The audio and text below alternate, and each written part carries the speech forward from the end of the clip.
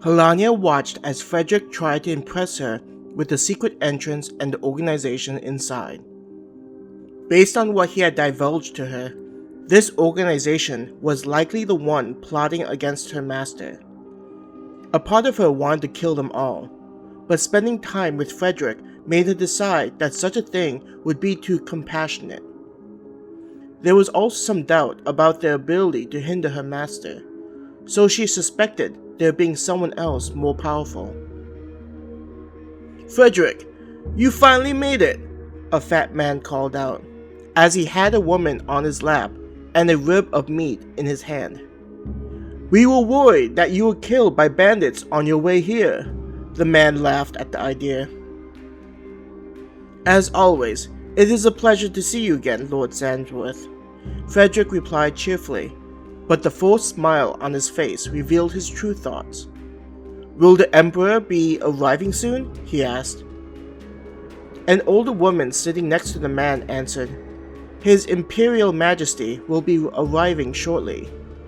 Looking at Frederick, she smiled coyly and mentioned, "He seemed to be interested in seeing you at this meeting." Though Frederick looked calm, Helania knew that he was panicking on the inside from hearing such news. Even with his elevated position, Frederick was someone who lacked confidence and was a schemer. Watching how he acted inside of the castle in the kingdom, she understood that many of the people inside there were afraid of him. This allowed Frederick to command the castle, while the king was unable to rule. The problem was that Frederick was weak against those who had more power than him and unexpected scenarios. Often, Helania would offer comforting words to increase her hold on him.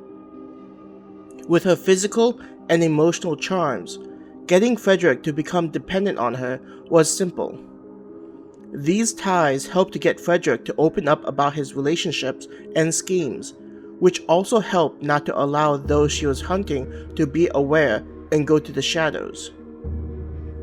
"Frederick, who are your guests?" a relaxed woman inquired when several of the members looked to see Helania and her servants. Turning to smile at Helania, Frederick indicated with an arm. "This woman is someone who has journeyed from across the sea to open trade with my kingdom. The women behind her are the servants she has brought along to assist her during the journey." "From across the ocean? That is rather interesting," a tall and gaunt-looking man stated.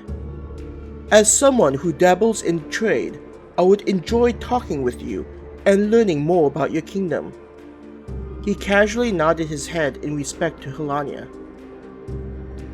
"I would be honored to speak with someone of such worth, my lord," Helania bowed. "We are a minor kingdom and always searching to bring in new items to sell to our people." Lord Samworth laughed. "Frederick, she is not only quite pleasing to the eyes, but also seems to be of some worth if she is able to remain calm in such a situation." Looking at Helania, he said, "Though introductions are a bit late, I am Lord Samworth, a close confidant to the Emperor and the Imperial family."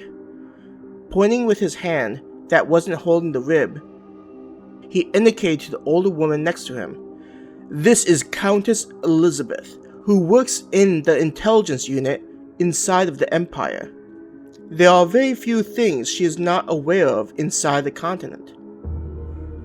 "My lord, you flatter me. I simply help to organize the information to later present to the Emperor. Instead of a spy, I am closer to a mail courier of information." The Countess placed a hand on the bosom in modesty. "I would be happy to learn more about this continent, my Lady Countess," Helania bowed. She smiled behind her mask, thinking about what she would do with the Countess. Behind her, Helania's servants were also grinning at this new information. After several other members introduced themselves, Frederick guided Helania over to where his seat was located at the table. The servants inside the secret chamber had already set up several couches and chairs for Helania and her servants. A part of her was impressed with how smoothly the humans performed their tasks and imagined that they would fit well working inside the stronghold. As she looked around, Helania admired the structure where this meeting was taking place. There was a dome that likely had some mana stones behind frosted glass, providing a comfortable amount of lighting. The columns holding up the ceiling were elegant looking, and there were various decorative items to make the place appear luxurious. This organization was obviously wealthy and had sufficient connections. Elizabeth, what information have you gained from the newly discovered city inside the desert? A man asked the Countess, bringing Helania out of her thoughts. Everyone at the table quieted down once they understood that severe topics were being discussed. Elizabeth tilted her head and seemed to recall information buried inside. As all of you know, there seems to be a new power that emerged without anyone being aware until the last minute. Many of the members were nodding their heads, remembering how they learned about the sudden appearance of the city. From what my agents have revealed, the city is completely different from anything we have seen before. The best way to describe it is that it defies common sense. Inside the city, there is no monetary system to facilitate the trade of goods and services. To make matters worse, my agents tell me that there are an abundant amount of resources within the city. This allows the people to continue to create and consume to the point where they can give everything away for free due to the nearly non-existent cost of production. The Countess sighed in frustration after thinking about how ridiculous the situation was. If goods and services are provided at no cost, do they even keep records? A relatively young lady asked, sounding concerned.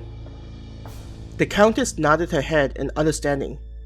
Even though the people do not have to pay for goods and services, the city itself seems to maintain some kind of records. There is some type of system laid out, so if a store is about to run out of a certain good, a new shipment is soon received. This just-in-time system allows them to keep low levels of inventory, freeing up space and providing a better experience for customers. She raised her hand to her temple and began massaging it, saying, "Somehow, the city is able to prevent my agents from gaining access to locations where the decisions are made, so we only have information that any traveler could learn from visiting the area. They are not shy about explaining how the city functions, which is all useless considering the essential parts are unknown. I heard that there was a powerful mage that was the master of the city, and he is the one that created the place," another member chimed in. "Yes, it appears that there is someone who is running the city, but none of my agents have been able to learn what he or she looks like," Elizabeth explained. "Sounds like you need to hire better agents," Samworth teased her. "I have lost several irreplaceable agents trying to gain any information," Elizabeth answered frostily. Samworth placed his hands up to let her know that he didn't mean what he said, though it was apparent he didn't care what she thought. "How about you, Frederick? I know that you sent in some people." The Countess looked towards him.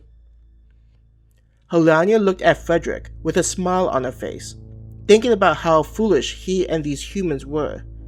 They actually thought that their agents were able to surpass them in skills. Even without having people actively watching for spies, her master's city was designed to notify the comings and goings of people. Yes, many of the citizens located inside the capital have moved to this Felicitas, seduced with the opportunities the city advertised. To learn more about this place, I had sent in one of my most trusted resources, but have not heard back from them. With their skills, I do not think they were killed, but I do find it disconcerting how they have not reported back to me by now, Frederick explained to the members. Elizabeth nodded her head after hearing his story. Yes, this is what my agents also reported to me. You had hired the shadows to infiltrate the city. They were living inside the city, gathering intel, but my agents eventually lost track of them. That woman is coming along very nicely. At least that is what Miratoya has informed me, Helania thought to herself, as she remembered the last time she saw the woman who tried to infiltrate her master's domain. As you have said, Shade was one of my most talented assets and would always complete the objectives I assigned to her.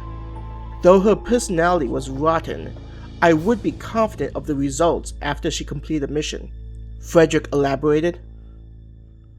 I do not see any reason to be concerned about the city. My merchants have been able to test out our wares inside of Felicitas, assisting us in determining which wares will perform well in other cities, the guildmaster of the Merchant Guild casually mentioned. What will you do when the city begins to branch out to other locations? You may be able to sell your wares now, but later, when they begin to share the economic model with other cities, your merchants will be unable to compete. From what I hear, their products are vastly superior compared to what your merchants are able to offer, a voluptuous woman mentioned to the guildmaster. Unlike you, I do not need to worry about such things, as men will always utilize the services my women provide. She winked at the guildmaster. I think you may be overestimating your client base. Those who utilize the services of prostitutes frequently use it as an escape from their current socio-economic position. But if they are in a secure place, men will tend to use socially accepted methods. I have heard that the population of the city is a healthy one, with a proper distribution of men and women who are good marriageable candidates. With the availability of a healthy diet, both genders have improved in their physical appearances. If a man has a choice between going to a prostitute or finding true love, I believe the choice is rather obvious, a man with glasses answered. Samworth laughed at the man's analysis. It appears that the Minister of Economic Policies is a secret romantic. Looking over to the woman, he sneered, Valerie, I do believe the minister brings up a good point. Why would a man chase after your diseased women if they are able to find satisfaction with the woman that is not being passed around? Helania looked at the woman named Valerie and considered that it might be a good idea to talk with her in addition to Elizabeth. The two of them seemed to be women who have access to a lot of information due to the nature of their respective industries. I want those two women to be observed, she informed her servants. I have already assigned several people to watch them, mistress, Astaroth answered. Observing the humans was an easy task for them, so they would only need to wait until an opportunity presented itself. We will still not have reached a method of dealing with this city, one of the members said in frustration, slamming his fist on the table. His cup tipped over and spilled wine all over the place and onto the floor. Several servants rushed to clean up the mess created. There is no need to worry about that city, a voice stayed from the darkness.